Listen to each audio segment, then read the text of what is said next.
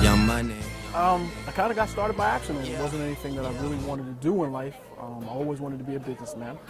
And I own a chain of bookstores, and people used to come in asking for books with drama in it. So the more they started to ask, and the more I started to talk to other authors, I found out that it was an opportunity for me to possibly, achieve some of my dreams financially.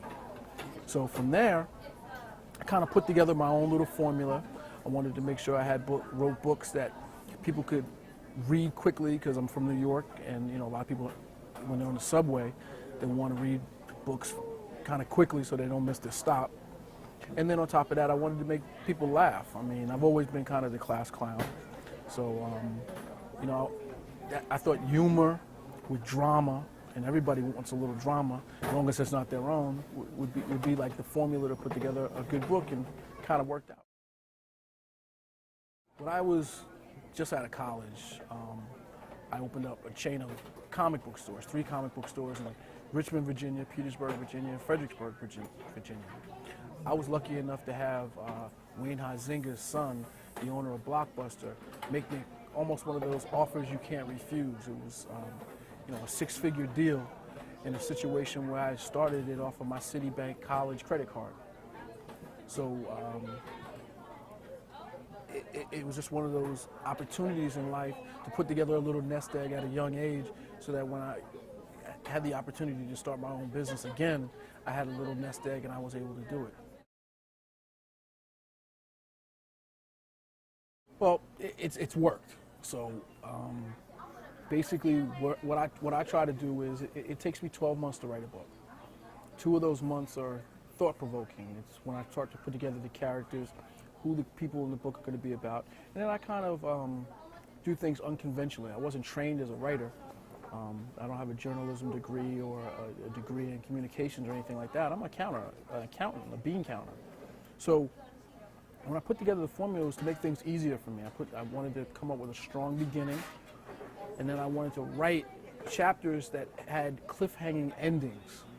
So as people would read my books, I wanted them to be able to get to the end of the chapter and be like, oh, I got to find out what happened with this person, and kind of flip to the next chapter as quickly as possible. After the first couple of books, it kind of worked really well for me, and then I started to experiment, trying to get a little bit more creative with the characters and that type of thing. Big Girls Do Cry. It's a spin-off. I don't like to use the word sequel, but it's a spin-off of my New York Times best-selling book, Something on the Side. Big Girls Do Cry is about Egypt, Isis, Lorraine, and Jerome, 4 members of the Richmond chapter of the BGBC, which is the Big Girls Book Club. And they only have one rule: you have to be at least a size 14 to be a member. In this story, Isis and Egypt are 2 sisters that at one time dated the same man, and now Egypt's married to him, and they're all living under the same roof. Egypt is at a point in her life where she really wants to have a child, and she just found out that she can't have children. So her sisters decided to be her surrogate. And believe me, the drama is there. Well, the big girl thing basically is because I've just been blessed to have a whole bunch of big, beautiful women as fans, and they've supported me since my career started.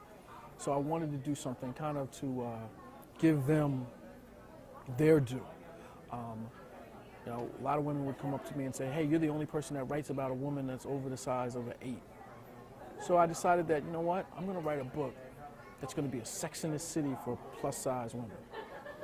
And I kind of studied plus-size women, saw what they were about. I mean, I always thought they were beautiful, but at the same time, I wanted to get personalities, because, every woman doesn't have the same personality. A lot of people ask me all the time, how do you write characters about women so well? Well, I kind of study not just women, but I study the people I'm going to write about. And, I've been blessed to be able to put that on paper, and it's really, really worked for me. And in my other books, a lot of it comes down to circumstances. I mean, a lot of times when people piss me off, I just start to write books about them. I've written a book about my brother. I've written a book about my baby mama and stuff like that. So that's kind of where that comes from.